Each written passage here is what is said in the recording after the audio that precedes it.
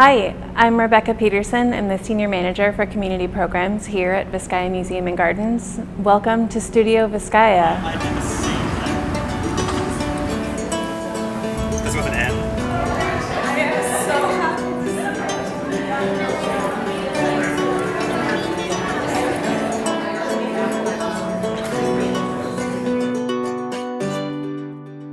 Every year we do these summer art making sessions where Vizcaya commissions a local artist to respond to a theme.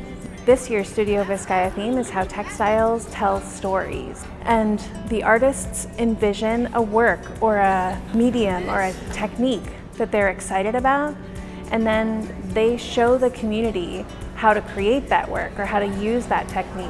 And so over the course of 6 weeks, we invited Aurora Molina to showcase how arpilleras tell stories. For our second portion, we invited Bird Clan Miccosukee tribe member Kayla Willie and showed us how we could create our own patchwork inspired by Miccosukee patchwork. And then our third session is local artist Vanya Allen, who's using weaving to show us how societies come together and hold together.